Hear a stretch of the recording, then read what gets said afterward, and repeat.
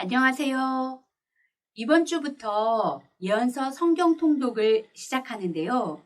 예언서 말씀은 하나님께 범죄한 이스라엘을 향해 악한 길에서 돌이켜 하나님께 돌아오라는 메시지를 전합니다. 예언서 말씀을 읽어보면 이스라엘은 끊임없이 범죄하여서 하나님을 떠나는데 긍휼과 자비가 풍성하신 하나님은 끊임없이 은혜의 손길을 내밀어 자기 백성을 회복시키시고 구원하시겠다는 소망의 메시지를 전합니다. 우리가 현재 코로나로 인하여서 마치 포로기에 있는 이스라엘처럼 어려운 시기를 보내고 있는데요. 예언서 말씀을 통해서 자기 백성을 버리지 않으시고 구원하시는 하나님의 놀라운 은혜를 풍성하게 경험하시기를 축복합니다. 이번 주에는 예언서 가운데 이사야서 말씀을 함께 살펴보겠습니다. 첫 번째, 이사야서의 저자는 이사야입니다. 그 이름의 뜻은 여호와는 구원이시다 라는 것입니다. 그는 주전 739년에서 681년까지 남유다의 우시야, 요담, 아하스, 히스기야 왕시대까지 왕실에서 유다 왕들의 조언자로 활동했습니다. 그는 유다 왕들이 주변 강대국의 힘을 의지할 때마다 도리어 그것은 재앙을 불러일으킬 것이라고 강력하게 경고하였고, 구원의 능력은 하나님께 있음을 선포하며 오직 하나님만을 신뢰할 것을 강력하게 권고하였습니다. 이사야서를 읽다 보면 그가 얼마나 뛰어난 학자인지 알 수 있는데요. 그는 율법에 정통했고 국제 정세를 읽어내는 능력도 아주 뛰어났습니다. 그는 천재적인 시인으로 이사야서의 대부분은 시와 비유, 풍자의 기법으로 표현되어 있고, 이사야서는 메시아에 관한 대부분의 예언을 기록하고 있어서 예언자의 왕이라고도 불립니다. 두 번째, 이사야서의 역사적 배경을 살펴보겠습니다.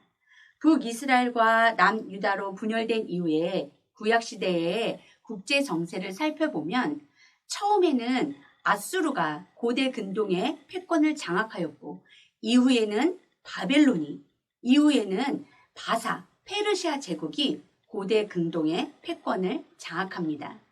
주전 722년에 아수르가 북이스라엘을 멸망시키고, 주전 586년에는 바벨론이 유다를 멸망시켜 유다 백성들이 바벨론의 포로로 끌려갑니다. 이후 하나님께서 바사 제국의 고레스 왕을 일으켜서 포로로 잡혀간 유다 백성들을 예루살렘으로 다시 귀환시킵니다.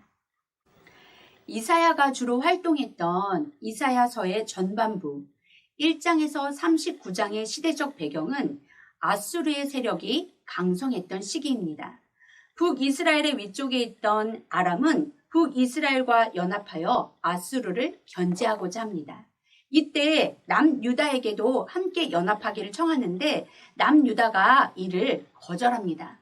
그래서 아람의 르신 왕과 북이스라엘의 베가 왕이 연합하여 남유다를 공격합니다. 이때 남유다의 아하스 왕은 하나님을 의지하기보다는 아수르에게 손을 내밉니다. 아수르의 속국이 되기를 서약하고 아수르의 이방 종교를 받아들이는 어리석음을 범하게 됩니다. 아하스의 뒤를 이어 왕이 된 히스기야 시대에 아수르의 공격을 받는데요. 히스기야는 반아수르 정책을 펴서 아수르의 왕 사네립의 공격을 받습니다.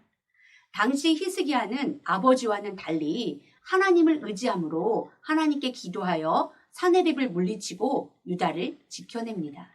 그런데 이후에 당시 신생 국가였던 바벨론이 히스기야에게 사절단을 보내는데, 이때 히스기야가 자기 국가의 보고를 다 보여주는 어리석은 행보를 하게 됩니다.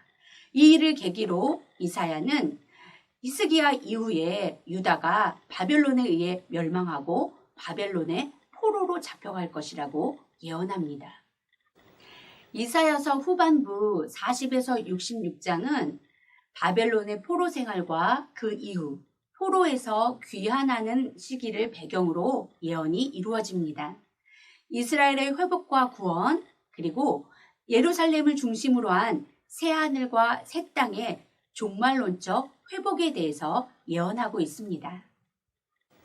세 번째, 이사야서의 특징을 보면 이사야서는 성경의 축소판이라고 할 수 있습니다. 성경은 구약 39권, 신약 27권, 합하여 66권으로 되어 있는데요.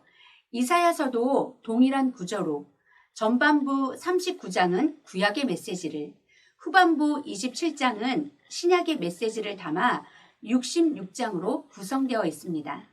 또한 이사야서는 성경 66권이 담고 있는 신학, 창조에서부터 타락, 새하늘과 새 땅까지의 완성, 즉 범죄한 인간의 철저한 멸망에서부터 메시아를 통한 영광스러운 구속의 모든 여정을 다 담아내고 있습니다.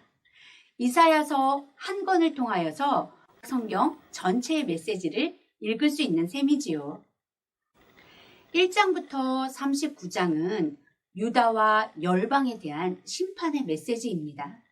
이스라엘은 하나님의 말씀을 버리고 우상을 섬겼으며 온갖 불의를 일삼았습니다.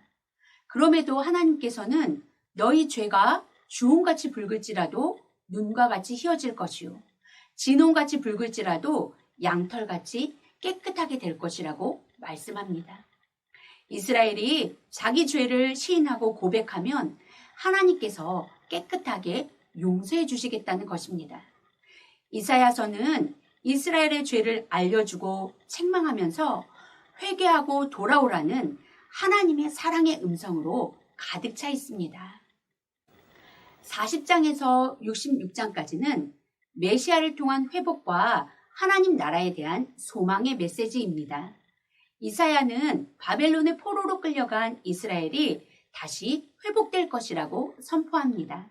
이때 하나님의 뜻을 이루기 위해서 특별하게 사용되는 종이 나오는데 이 종이 바로 메시아입니다.